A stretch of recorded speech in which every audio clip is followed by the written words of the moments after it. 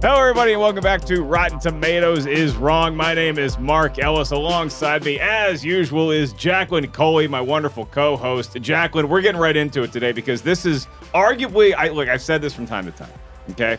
This is true today.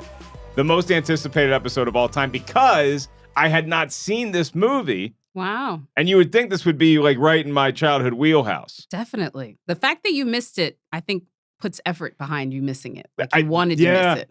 The texts have been exchanged between me and my mom as to why I had not seen this movie in the theaters. Unlike our very special guest, who you may know from The Big Thing. I know him from a little show called The Schmodown. Before that, Schmoes Know. Before that, we met at the Comedy Store when we both had dreams on our eyes. Kristian Harloff is back. And yellow hair. And I had blonde hair. You had blonde hair? It was yellow. Yeah. No, go ahead. Have fun. This is why you're here.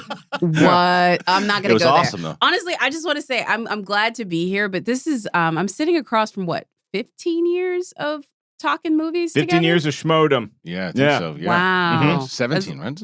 Who knows? But There's 15. a lot of history across the table for me today, ladies and gentlemen. So I'm just trying to step into it as gingerly as I can. Well, Kristian sat down and you immediately felt like... I'm like, I feel like I'm just in a couples therapy session that like I got invited to. And not that y'all are fighting, but just more of like the idea that I'm here. Why do I have this here?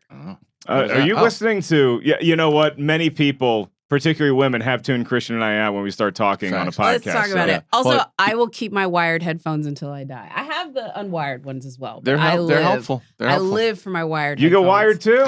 No, when I'm in a situation, like if the things run out and while I'm on a walk or taking the dog and I have them, I use them for sure. I was like that at the gym until I was like, I like my wired ones. They work well until I saw somebody wearing AirPods. I'm like, that looks uncomfortable. First time I put AirPods in, I'm like, I'm never going wires again. Sure. Yeah, never ever. I have the wireless. What are they? The big clunky ones, but I like them. I was gonna say at the gym, I actually prefer the because they scream, stay away. Yeah. You know, like the big ones like this, that are wireless That's what I have. at the gym. It very much screams. She looks like she's about her business. Yes, but at some point, your trainer has to communicate with you, Jack. You have to list. That's why you hire them. I mean, when he's there, I guess I have nothing on. But.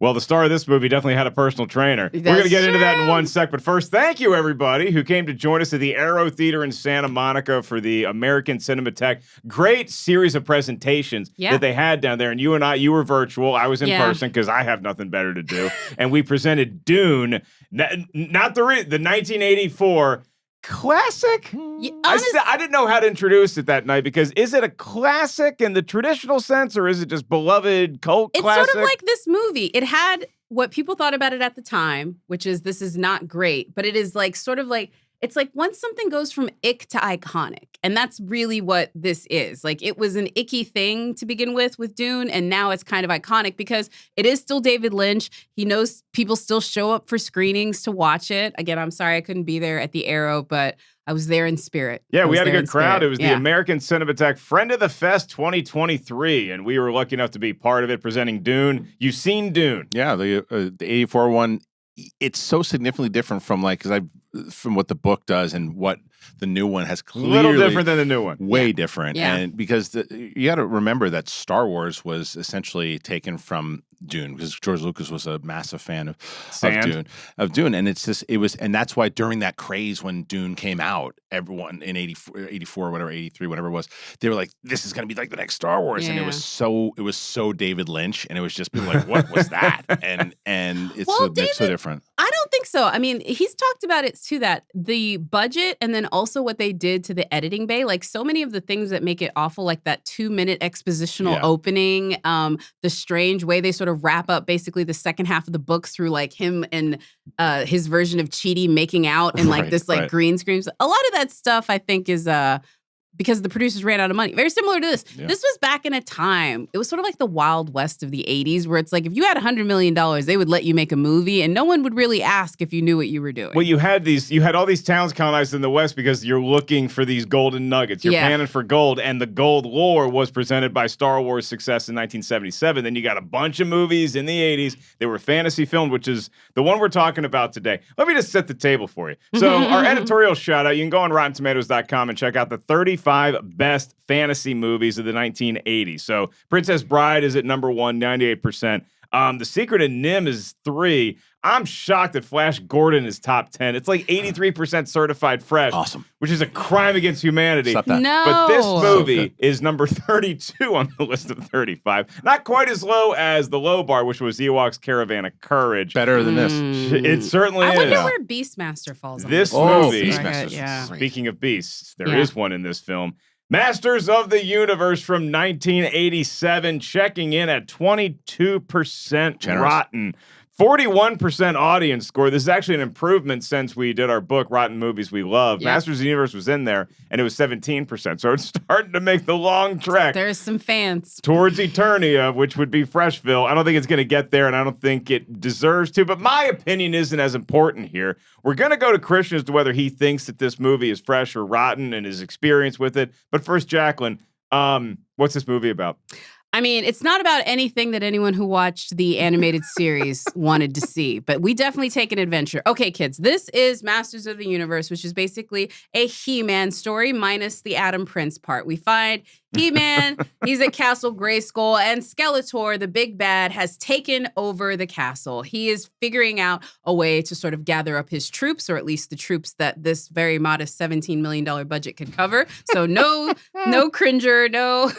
None of the Definitely other no Battle Cat. Yeah, definitely no Battle Cat. We're just, Adam and his friends are trying to figure out a way. And of course, there is a magic, space laser type beam that they've got. They've got a key that's supposed to help them. And in the process of escaping from Grayskull after Skeletor has taken it over, they lose the key and they land somewhere. And where is this place that they've landed? Earth, of course. And the people that have picked up the key are kids, played by Courtney Cox before Friends. And I forget the other dude's name, but the kids I'll get it for you. The kids find the key. The Masters of the Universe, the little ragtag group of folks, fish out of water type folks live in Earth until they finally figure out a way to get back to Castle Grayskull, defeat Skeletor, and have their big final battle, which looks a little bit less cool as they're not able to do any of the cool stuff at the beginning because they ran out of money. Yeah. In case you haven't guessed it, That kids. would be Robert Duncan McNeil as Kevin Corrigan. Known Yes. as Andrew McCarthy Light. Exactly.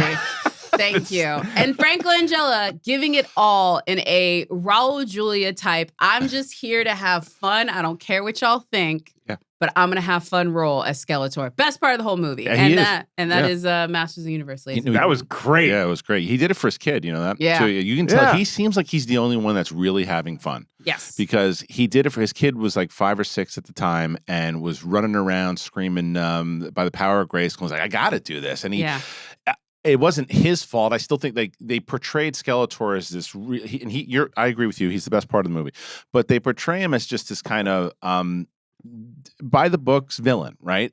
In the animated series, he's telling jokes. He's much more like Freddy Krueger. Yeah, he's cracking jokes. Yeah, And, very much for that. and if he's pissed off, he tells jokes, and he's maniacal in the way that he does it. Almost like a Pennywise thing to him sometimes. I and have a that's missing. line of text messages from Kristian before we were going to watch this movie. He just texts me complaints about this movie every so often because this really affected you. I think I know the answer, but with that 22% rotten score, maybe I don't know the answer to this. Is Rotten Tomatoes wrong about Masters of the Universe? You know the answer to this. No, they're not wrong. This movie stinks. You like 22% as a landing spot. I think it should be lower than that. It's because if you're going to go under the 3 out of the 5, it's under 3. Who put it at 3? As far as campy goes, yes, it's campy, but there's so many problems with this movie. And like you were talking about with the lore, when you started talking about the synopsis of like, they're in Grayskull, he's got the castle, and you're like, how'd we get I'm here? like, this is great. I'm like, okay, nope, I don't mind that. It's like, okay, great. There's no backstory. Tell me the story in the world. But then what you said when you're like, and where do they go? Earth. The second that happens, it's like, you haven't explained it in live action. It's the first time we're ever seeing Masters of the Universe in live action.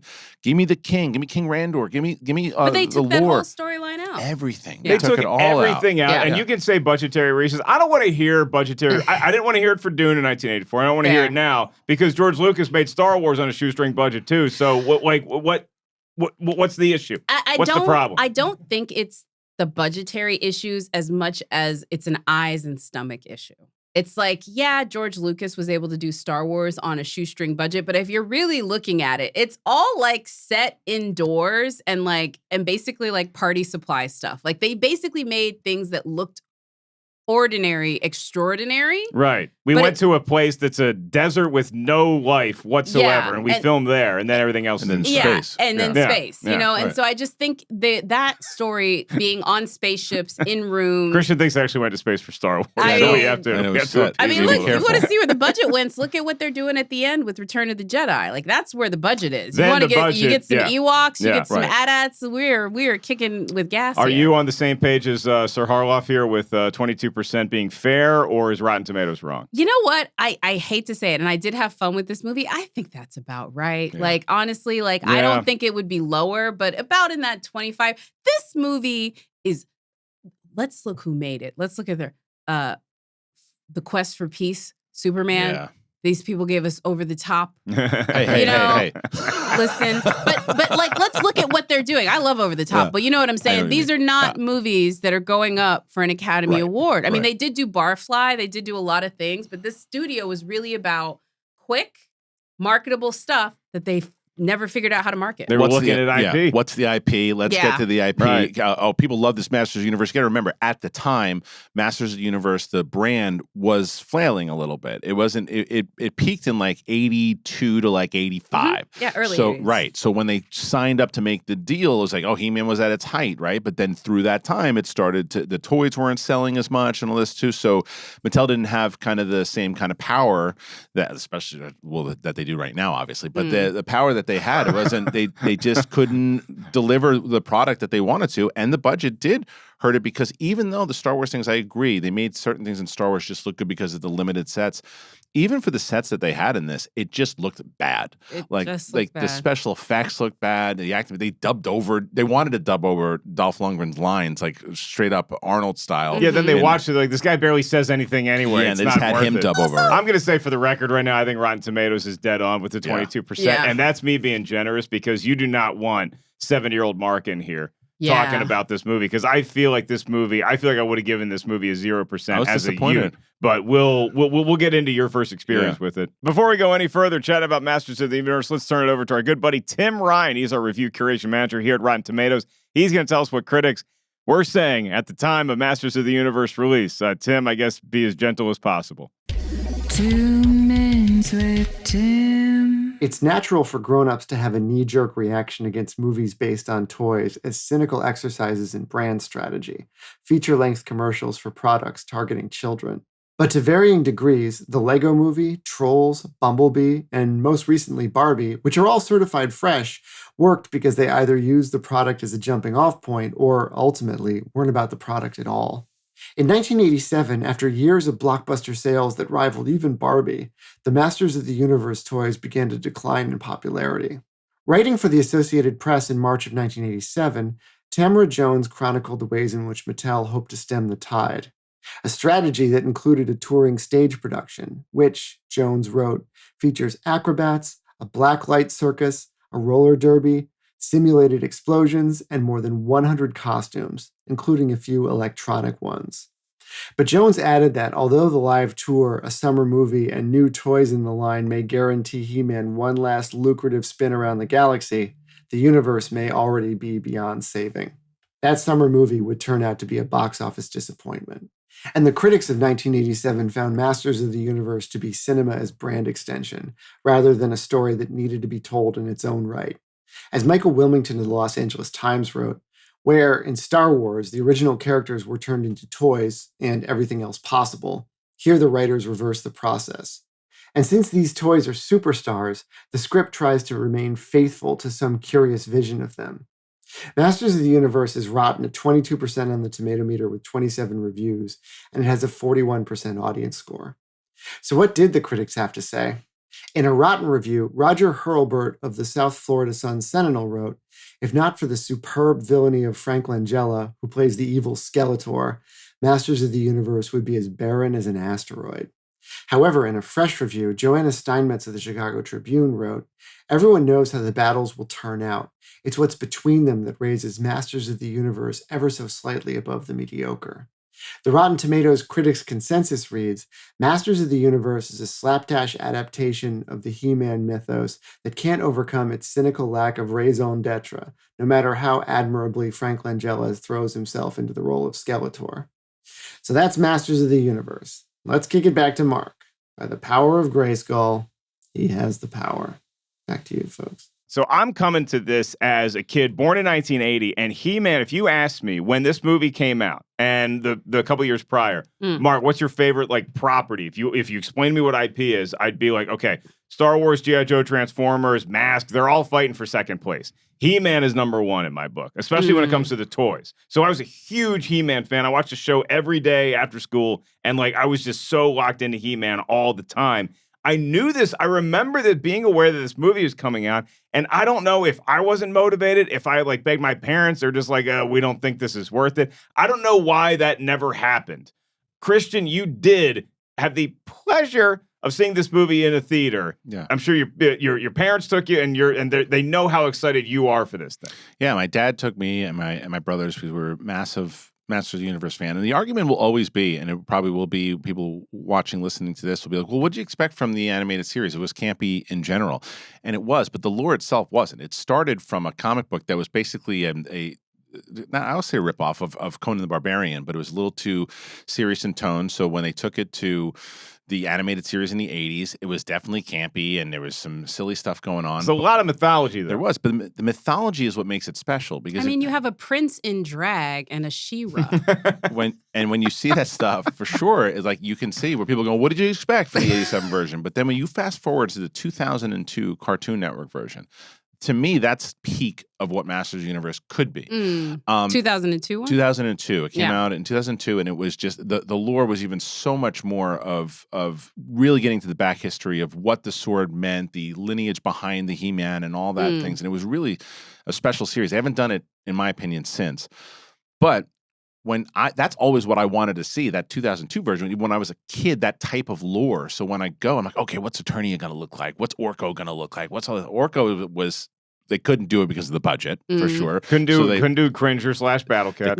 Right. They didn't even do Adam transforming. And that was what everybody really wanted to see. Yeah, the movie starts out, and he's just dressed as He-Man. The whole time. And I was like, are we going to meet Prince Adam at some point? Yeah. Nope. It's just like, this is what this guy does 24/7. No. This is the funniest thing. For what I read, the main reason why they abandoned his princely duties was, again, this is the thing where I do think the budget had a lot to do with it. They built Skeletor's throne room in Grayskull, and they knew to make it the other side, they would need something equally impressive to show the palace. Yeah. And they couldn't because they put so much money into Skeletor's throne room to the point where they went back to film the final battle. They had already torn that set down, and they had to basically film it in like a blank void. Yeah. They started tearing it down at the end of, like when you look at it, it's you can tell. It's crazy. I mean, that's one of the sort of like, you talk about the mythology behind He-Man. The lore itself of this movie is that Mattel wasn't paying their half, that they paid, that they brought their half of the production budget late to the party. And so now it's like, well, we can only do so much with this now. Yeah. Right. Yeah. I mean, and you can tell from everything about it, from the special effects to the costumes. Beastman was supposed to talk more. He talked, like, the dynamic between Beastman and Skeletor was always like, Beastman always to me played like he was like the crazy world Chewbacca to you know what I mean? I always looked at him as like John C. Reilly to Will Ferrell in like a Ricky Bobby 100%, kind of thing. And they were always side to side. And then they start introducing characters like, and here's his elite people that he's got to fight, and there's these ragtag nobodies that is like, and they're awful. They're so trying to recreate the bounty hunter interview scene from Empire Strikes Back, where you meet like Bosk and people like that, and it's just like it. So you're walking out of the theater though. And is it like you and your brothers just like your heads down moping, or are you trying to rationalize that, well, we did get to see He-Man and Skeletor? It was more the latter, to where it was, my brothers were young enough that I think, like I was saying before we started shooting, you get to a place when you're a kid, you're watching movies and it's just everything. You don't really pay attention to bad acting and bad effects. When you're a kid, you're just kind of immersed in it. And my brothers were young enough that they just saw He-Man running around the place. That's one of the first memories I have. I'm like, what the hell is this? I'm like, so how old were you? You became a middle-aged man. I was like 11. Okay, yeah, that's about. He walked into the theater an 11-year-old. Yeah. He walked out a 45-year-old broken man. Yeah. Lost the wonder. Yeah, I actually maybe I hit that late. Because I don't think I had a movie that did that to me until Gem and the Holograms. I was going to say, was there Gem and the Holograms was your version of this? Like, I literally even said, because like whatever, the girl geeks of the early 2010s had a very much like, y'all were telling everyone how this movie ruined your childhood. And so to kind of combat that, most nerdy girls were like, well, it didn't ruin mine. And then I saw Gem and the Holograms, and I understood everything that all of y'all said, because I was like, this movie has done things to my like internal childhood memories that cannot be undone. You know what did it for me? You know what? Because again, I sidestepped this experience in the theater, and I had never seen this on any media until like yesterday. Do you know what movie it was? We saw it in the theater together.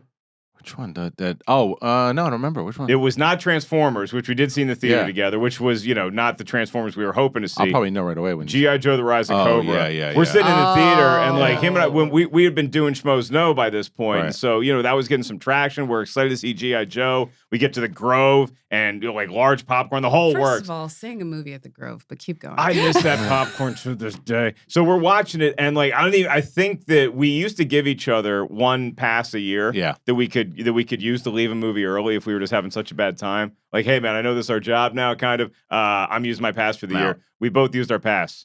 On G.I. Joe Rise of Cobra. Yeah, it wasn't because it's the same thing. It had a lot to do with lore because when it's very different show, different podcast. But for that one, it was similar in where I was a big Marvel G.I. Joe comics fan, and I always wanted to see like, they explore those stories. But there's something that happens in Masters of the Universe and the other things when people are making movies, and it still happens today, where it happens a lot of times with video game movies, where they look at the stories and they go, well, I know everyone loved that, but what if we did this instead? And it's like, but look at what Last of Us did. Like Last of Us. But they had the guy that made it a part of it. 100%. I think it's a different thing where, and this is a perfect example of this, and it's so stupid that this was damn near 40 years ago, and we still have not learned this very clear lesson, which is you should get people to make the stuff that actually like the stuff. Right. Like, get people, because you have... This felt very like, we're going to greenlight this picture because the kids like the toys. You know what I mean? Like, Super Mario Brothers, this movie. Also looking more recently to something like The Witcher. Like, the reason why Henry Cavill left is because he's like, I don't feel like you guys are being respectful of the source material. Because, of course, there's things that changed. There was things that changed in The Last of Us. Characters changed. Just the whole way they did Bill and Frank. They totally changed the way they did that in the story, and it was better. But it was because underneath it, there was a base of people loving it. And you can just tell the only thing they really loved about this was how much money they thought it was going to make. They thought it was going to be another Star Wars for them. That's exactly what they thought. And they thought I think it was Dolph touted as that. Yeah. It was going to be the Star Wars of the 80s. They set up, it had post-credits before post-credits. There is a post-credit scene. I literally was like, the ambition, the audacity. Because they're like, oh, look, sequel time. And like, no one's seeing the sequel to this. And it's exactly that, Jacqueline. I agree with you 100%. It's just there wasn't that cariness, like, we're going to make money on this because Dolph Lundgren, hey, that's the guy that was in Rocky. Yeah. And this is his first big turn, guys. What do you think? Oh, this is what I was telling Mark earlier. So whatever you say about this movie, the person who's most at fault is Sylvester Stallone. Really? So, a couple of things. Did he recommend Bill Conti? No, but everything that Canon Pictures, which I think is the name of this producing firm, was doing at that time was because they had signed Sylvester Stallone to basically a long-term deal to make movies with them. And the first movie they did with him was Over the Top. And they paid him a ridiculous amount of money to do that movie. Sure. They let him have total creative control, and it tanked. Did it really do bad? I love that movie so much. So poorly at the box office, and they had invested so much money in it that they actually had to cut the budgets of both Superman, Rise of Peace, and Masters of the Universe. Yeah, Superman 4, I remember being abjectly terrible. Yeah, it's horrible. And not doing well at the theaters. Yeah. Also, the reason why Dolph is starring in this, Sylvester recommended him. He said, this guy from the movie, you guys should have him, get Bill. Yeah. If you look at all of the Rocky Sly Stones that are put in this, it's because he was basically signed on very heavy. Let me make this clear, though. I don't have a problem with Dolph Lundgren as He-Man. Nor did I. I think that if you did an actual story and they tried to do it where they could find a way to make He-Man and Prince Adam and do that actual story of the history behind the mythology of it, because what they also should have done, what they were just doing is like, oh yeah, kids just saw it, they just want to see He-Man running around with a sword, and they don't care. We'll put it, and it's an earthly adventure, and that way parents who are taking them will see, oh, it's Earth, and they won't be confused. It's like, no, tell the story of like this kid who finds this thing and he's finding himself and he finds this the sword itself and works with I thought the sorceress was great too. I think they thought they were going to get Adventures in Babysitting. I think that's what they thought they it were was going a to get. panic move because I didn't even know that they went to Earth in this story. So when I smell them going to Earth, I'm like, oh, this feels like a panic move. Maybe because of budgetary reasons, but also just because like it reminded me of when the Smurfs movie.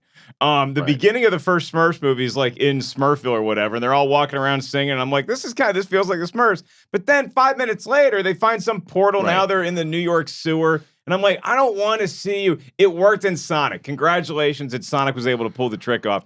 This to me would be like if Luke and Han and Leia went to Earth, and I'm like, I do not want to see them at a guitar shop. Well, remember, Masters of the Universe did go to Earth in the animated series because He-Man and she were their mother was from Earth. I think that was the lore that they wanted to build into this backstory was that Prince Adam himself was He-Man. It was in the original script, and then they got rid of it, which again. They took seasons to tell us that as kids. It was seasons, and it's again going back to what Jacqueline said, which I agree with. Is they didn't care enough about the lore, and they didn't trust in it. And it goes back to, and it still happens today with the producers and everything. Things are too inside baseball for the casual fan. But there's a reason why the lore caught on in the first place. We didn't know it when we first started watching it. We liked it because we responded to it. I mean, as if Google doesn't exist. Like, I think there's something that's different. Like, back in the 80s, if you walked out of a movie confused, like, you can't go to, like, Encyclopedia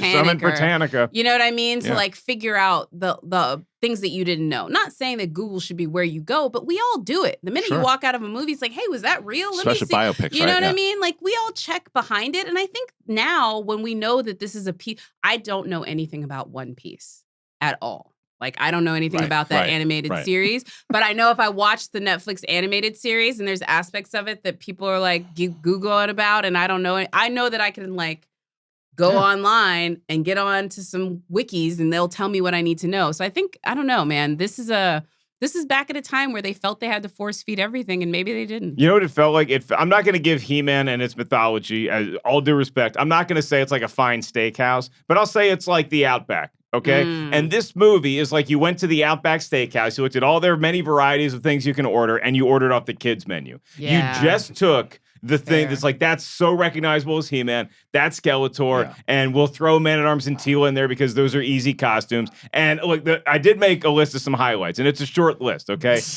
I thought Billy Barty as Gwildor frankly, Angela Skeletor ain't the only one giving it everything he's got. That's true. Billy Barty put this movie on his tiny little back. And did you see how little they showed him? Like, you can tell towards the end they're running out of the makeup budget because, like, he's so involved. It's like you got Q and James Bond at the beginning, and at the end, he's gone. You have this tracker like Dave Chappelle in Half Baked, where he's thinking about how much money he has left when he's out on a date. Yeah. You watch this movie with the budget with $22 million, and you're watching it ticking down. It's gone in the first 20 minutes. I mean, it is. I'm not gonna lie to you. I've spent too much time around movie executives. I start thinking about it now. Like, that did not cost the way that they thought it was going to cost it that way. What you said about the Outback, though, too, it's like, and I push back a little bit on the lore itself. I mean, not being a major steakhouse, they haven't had the right chef to turn it into the big steakhouse. Okay, we could bear this. That's the main thing, because like it's there, and I'm telling you, when you watch that 2002 series, it's there. Do you not like the new series? The message, it's not bad. I think people lost their minds for the wrong reasons in the first half of the Kevin Smith ones you're talking about. I think there's a lot of really good in it, and I think that it kind of picks up in the second half. I thought that they released it poorly. I thought that by releasing it the first 6 and then releasing it 6 after when this particular thing happens, and then people were going to lose their minds, and it was marketed terribly. But I think it was done. I think that Kevin Smith does care about the lore itself. The way that it's done in 2002, it just really gives you an understanding of, oh, that's what this could be. And that's clearly not this movie. Yeah, so, okay, Courtney Cox I thought was pretty, I think the humans in this are like, and Principal Strickland from Back to the Future shows up. Playing Principal Strickland. It's fantastic. Right. I don't know who, the woman who plays Monica's mom. Yeah, she's in this. That's Pickles. Yeah, Pickles. Yeah. In the show, really? Yeah, that's her mom. Yeah. That shows you casting right there. Yeah, she's also Drew Barrymore's mother in The Wedding Singer. That's very true. Yeah. And the scene, it's so laughably hilarious that this movie came out the same year as Spaceballs, And it's pretty much the same move that Dark Helmet makes to Princess Vespa, where he turns into a loving parent. He turns into Dark Helmet turns into King the Dick Van Patten's character. And it's the same thing. Fooled you. It's the same thing. Yeah, it is. And there's so many. The dialogue too. There's one scene when Dolph Lundgren first finds Courtney Cox. He's like, where's the key? Oh, my boyfriend's got it. We got to go. It's so bad. He's like, boyfriend, I'm out. Yeah. I want to first of all, I'm looking over here. Kristian has the picture from our book, right here. And he looks the part. He looks the part. He looks the part. Sure. I don't know how you could really fault everything that he's doing in this. But the one thing I will say, they tried to make him out to be like this brainless Dolph. The man has a degree in physics. Yeah. He's not an idiot. That's the shame is that we've come to even you watch Aquaman, especially Creed 2, you realize, wait, this guy could act this well the whole time? You know what we I mean? didn't know? Really? It's that whole problem they always had with accents, right? Yes. Remember the famous quote, because Mark Hamill sat across from Arnold Schwarzenegger and told him, listen, you got to lose the accent. You're never going to make it. And he talks about it all the time. And they think right away that people aren't going to respond to it. Used to be associated certain aspects, like if you have a British accent, you're up to no good. Mm-hmm. We just assume you're doing some bad stuff. Pretty much, if you have a Latin X accent, we're going to assume that you're Mr. Don Juan. I'm giving you movie tropes. I'm not telling you this in real life. Right. I do not believe this. Do not cancel me on the internet. But any other accent, you're just an idiot. That's it. That's all it was. There was no you're Balky accent. from Perfect You know what I Stranger, mean? There was no accent that was supposed to level up your intelligence or even put you on an equal footing. But it's if you speak French, you speak Italian, you speak Portuguese, you're gonna whine the ladies. You're British, watch you colonizer. Anybody else, you're an idiot. Yeah. And that's really unfair. They wanted to dub him over. They Yeah. wanted to dub him completely, and they dubbed his lines with his voice, but they wanted to dub him completely. It's his least favorite role, by the way. Well, I mean, I was reading about the shoot, and the shoot was 5 months long, and I think that's why you've had so many casting rumors of who's going to play He-Man now. I don't care if you're a Hemsworth. It's hard to stay in that shape, man. Yeah, 5 months, and I think 2 or 3 of the months were night shoots, and it just wrecks you, dude. It's 5 months to you gotta wear that. You gotta wear that. You gotta wear that Halloween costume for half a year. I know. And I know that maintain was those chafed. abs. That was chafed. I know that was chafed. And the mullet, which I know in the mullet's 80s, fantastic. it probably wasn't as bad, but that was still an arresting haircut even back then. That was interesting. Even the monsters had mullets. Yeah, if you were a normal person walking around in 87 with a mullet, it's fine. people looked. Right. People looked. They didn't judge you too harshly, but it was definitely it was a thing. It was a thing. You know what I mean? But It was. Yeah. And that's even a bad haircut. It's a bad haircut maybe now, but back then it was oh, you're doing the thing. Yeah. They looked at you like you were Gwildor housing a rack of ribs. Or sort of if you decided to do a mohawk. It's you're doing something. It's a statement. Yeah, it's a statement. There you I'm go. telling you, a few of the monsters had mullets, but what they did to a few of them. He's let's make sure we note this. We have to know. Monsters had mullets. The monsters too. had mullets because they knew it. But yeah, there was so much that I wish, and then they go back to Grayskull at the end, and they have and with the fight and Skeletor, and he is the best thing in the movie, right? But he's almost non-existent until he comes back with the Legion of the army, and it's I kind of like Skeletor. Once he realizes okay, well, we got to do this tussle. We got to play an away game, team. I sent a group. They're not doing the job. I got to come to Earth myself. I was kind of excited by that point. As much as I didn't want them to go to Earth at all, I was like, are we just gonna get He-Man and Skeletor have this huge brawl at a mall or something like that? Because he's riding down the street like he's Joker in Batman a couple years later, and then we go back to Castle Grayskull. The sorceress by this point is turning into Gina Davis from Beetlejuice at the end, where she's just crumbling before our very eyes. We got to save her. And so there's a little bit of investment from there, I guess, if I was a kid watching this. But, I like Teela and Man-at-Arms' their father-daughter kind of relationship. Teela's got a nice moment where she comes and saves the day, and she actually has words to say. And she says, I'm woman-at-arms. And I'm like, sweet, she's ready to go. Yeah. But the best part about this movie, and again, you guys know I look for this kind of stuff, is there is a lot of action that takes place at a guitar shop because that's a cheap location. And both of our favorite bands are referenced. Really? Doors and Van Halen? There's a poster for the Doors. Okay. And then there's a drum set that's in the background of a lot of shots, and it's got the famous Van Halen stripes on it. Wow. But But what a worthless storyline. with when he walks yeah. in, when he walks in with the guy who's this Japanese that's what I know. It's like, why is that guy there? And he's wrestling Strickland. It's like, what are we doing? It's like, show me Beastman biting someone's face. Because they can't afford it. Because that guy's I know. that guy's a $200 day rate. Okay. So let's make that guy happy. I mean, I'm just in that costume. wait.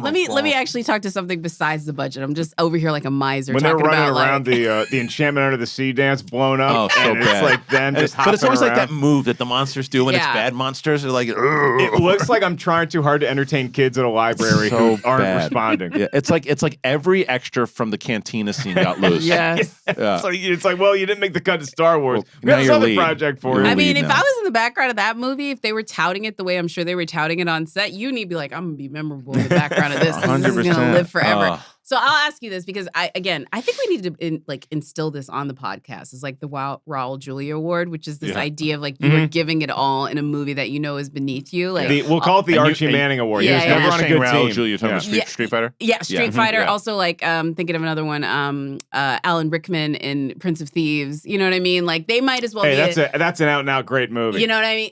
It's a good movie. It's a fantastic It's a good movie. one. Thank you. Come on. That's why I brought back up. Minus the accent, but I like it.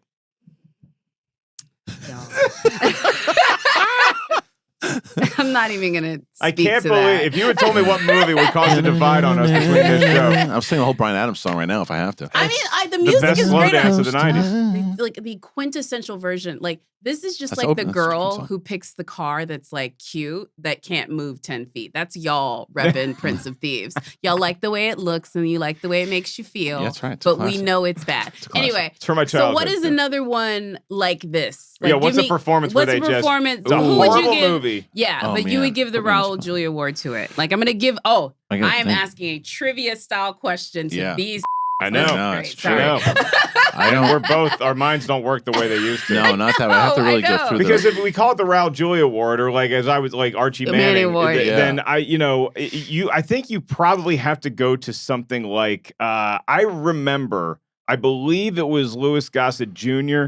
giving it his all in Jaws 3, Oh, if I'm not Yeah. mistaken. Yeah. Because I think the humans really did play that one straight. Mario Van Peebles in Jaws Michael the Revenge. Caine. Michael Caine in Michael Jaws Caine, the I was Revenge. gonna go Yeah, Michael so I would have Caine, said yeah. Michael Caine and Jaws the Revenge would Yeah. be one.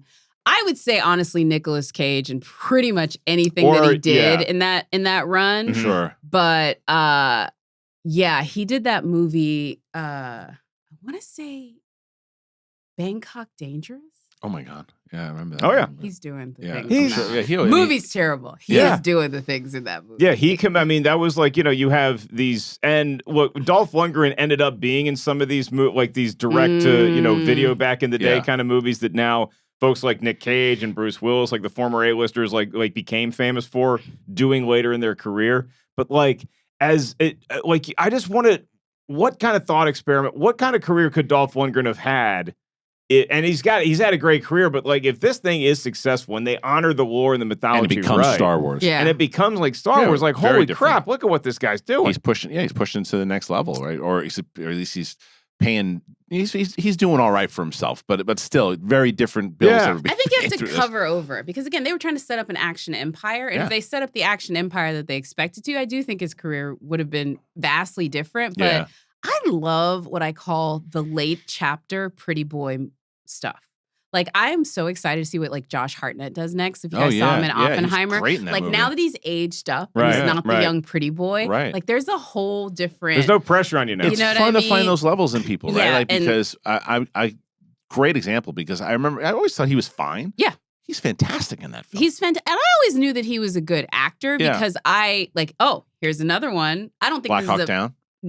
The Faculty. Oh, That's okay. I think that's a good movie. I was gonna go but 40 his- Days of Night. 40 Days Yeah. of Night. No. That's 30 40 Days of Night. and 49. 40 Days and 40 The one Nights where is he's, the one I and like. you say Yeah. that 30 I Days of have Night, the too. dirty He is, mind, yeah, and yeah. you go to the sex comedy. Yeah. Okay, here we are. I'm just kidding now. Why we work. That's why we were. But no, that's like another example where I've always thought Penny Dreadful is where I really saw That's what him people kick tell me. I've into never seen it, it, but yeah. kick into his like secondary gear. But yeah, no, I think you can age into like a totally different type of actor. And Sure. I think we don't like to think about this, how many actors are pigeonholed by their just physical appearance into roles that don't get it. Because I think that Dolph Lundgren shows he's a much more thoughtful actor.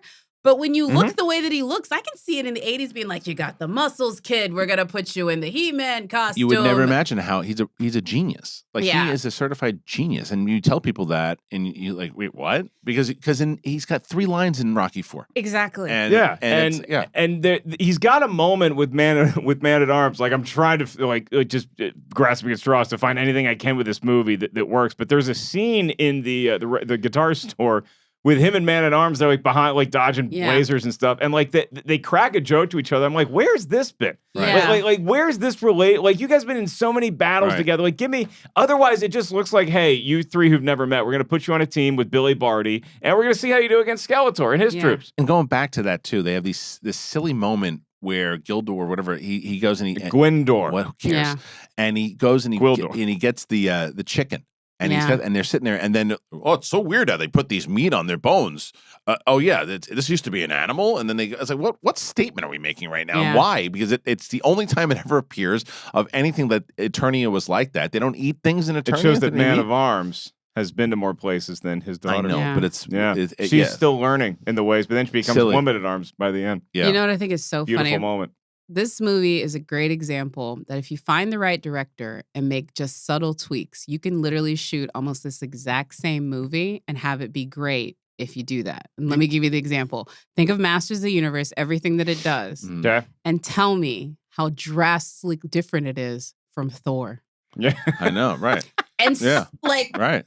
For tell me what is just so drastic. It's like, if they would have just made it more of the Prince type story and just a few tweaks here and there, you could have made an entirely different movie that would have been just as cool. It's a fantastic example because it's exactly what Thor is. Thor starts off in his place and then he goes to Earth, right? Yeah.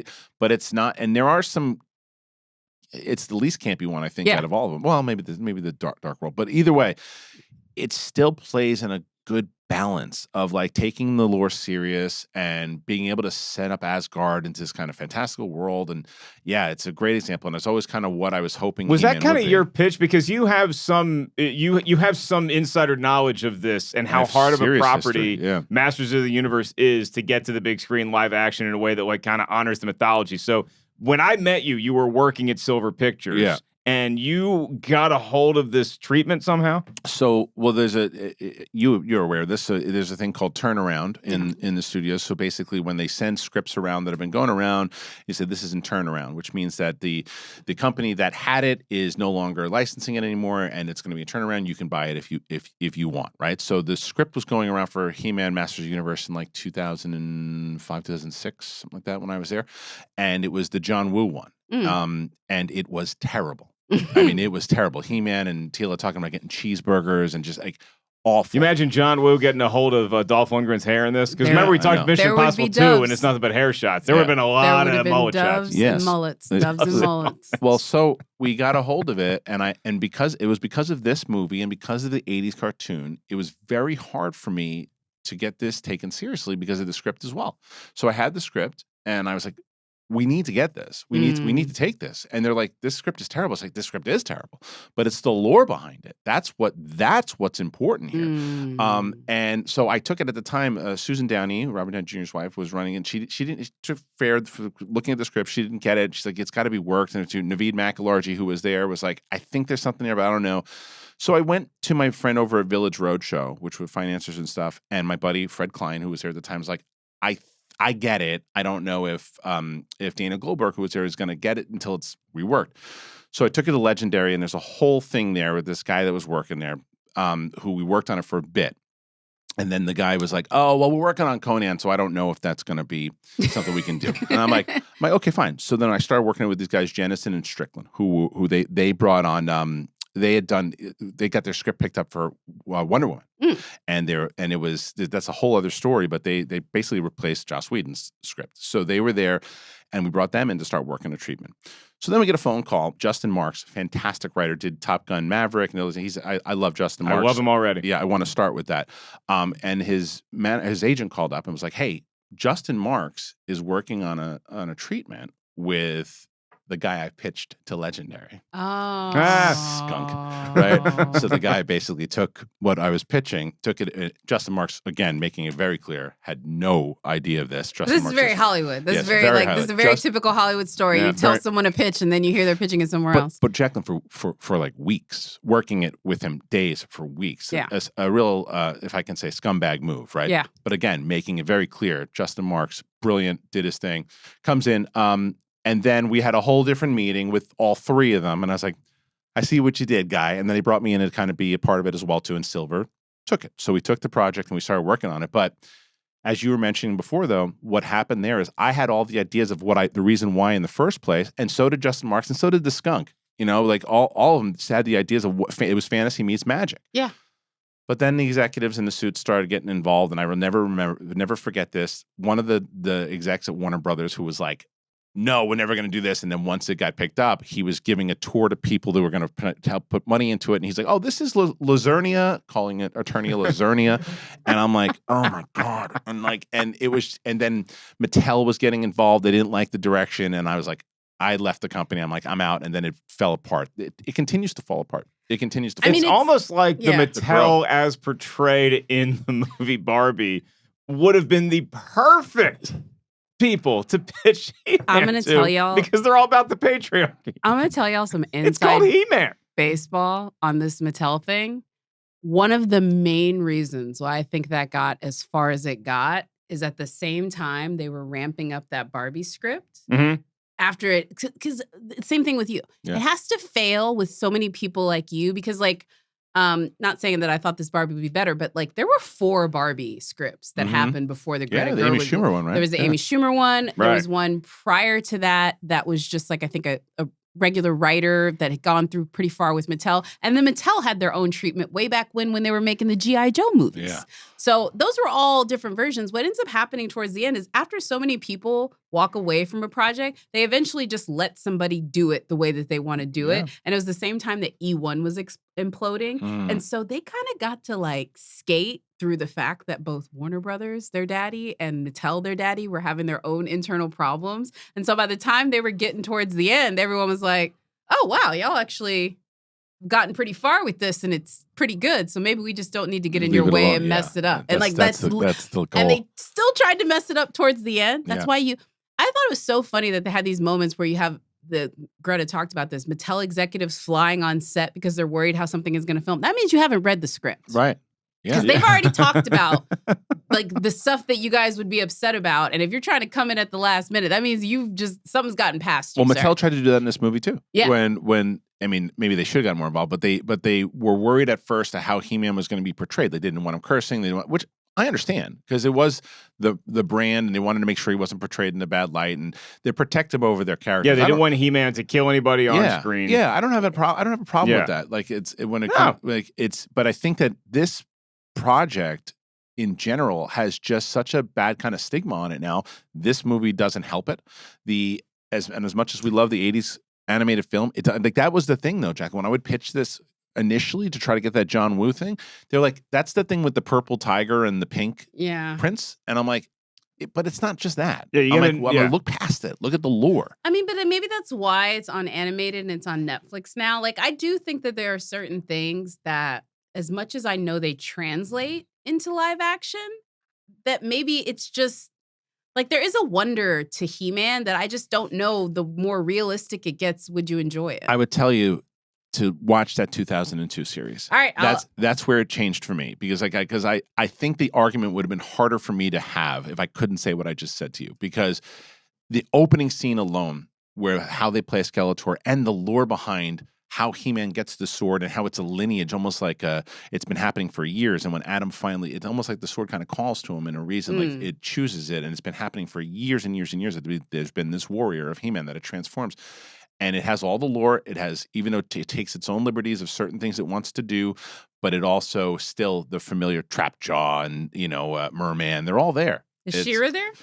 I think that she shows up in a different thing, but she shows up later as she did in the original series, and I think that's the play on it. All right, you got homework. You're flying a lot the next couple weeks, next couple months. You got stuff to watch now. You I got have homework. stuff to watch anyway. Yeah, I'm not yeah. gonna lie to you. I'm already Dr. Harloff, knee so, deep in awards movies, but I actually will check that out. Covered Yeah. a lot of ground today. The last question is a quick trivia question. So this movie came out in August of '87. It was third on its opening weekend. Can you tell me which James Bond movie was number one?